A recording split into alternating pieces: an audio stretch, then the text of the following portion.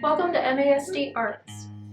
Due to COVID, the performing arts will be looking a little different this year. We won't let this situation hold us back, and we'll be moving full steam ahead. This channel will allow us to showcase our performing arts students and include the community in the arts as much as they have been in the past.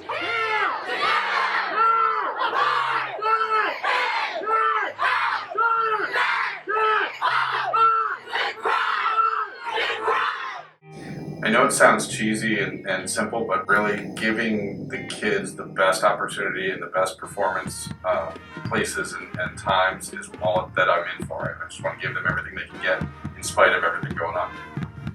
It's just another avenue for them to put themselves out there, to play some music and play it for people. And I hope it's something that continues long after we return to a more normal performance situation where we can continue doing this digitally as well. So this year is definitely really difficult with teaching band and chorus. One of the ways that we're really adapting though is we're making sure we're super spaced out with doing anything. We're actually not allowed to sing at all right now just because it's about the most dangerous thing you can do. They compare it a lot to sneezing. So with singing, we're doing a lot of different activities with like looking at lyrics for songs and working on rhythms. With band, we're making sure we're spaced out at least 12 feet apart and we have very minimal people playing together. We can't meet as a full ensemble just yet. But hopefully through this channel we're able to work on some different performance experiences for the students still, that way they can still have some exposure. So we've decided to make a couple of different changes. One of them is limiting the number of people in rehearsals so that we can keep a safe environment for the students. We are looking into some interesting live stream options for performances because we know that we can have limited audiences. And we're hoping to use this channel to show to the community and the students that they can still have an audience, that we're still doing, that the arts are still surviving regardless of the situation. We're really hoping to still be able to reach out to the community, to show our larger audiences, because we don't just draw in Montgomery, but we have audiences throughout the county, and we want to be able to show everyone that we can still perform. We want to show everybody what great things our students are doing because they're working so hard and tackling every challenge and jumping through every hoop.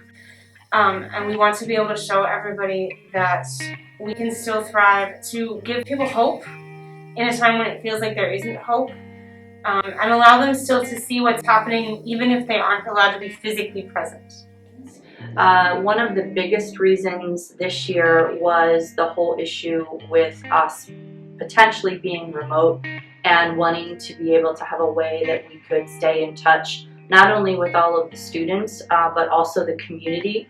It was very, very important for us to let the school community as well as the students know that they still had something to work for and a performance outlet even if we weren't going to be able to perform live. The second reason was with Mr. Fox starting with us this year for the first time, we thought that it was a great way to build up our team as a music and theater team and to be able to introduce him and to just have a united platform for performing. Well, I want to think that I'm motivated every year. I mean, I know that I am for all of my students, but I do think that definitely there was that extra motivation this year because of the threat of what might be taken away from us. We went through definitely a time of loss last year when we were not able to finish West Side Story.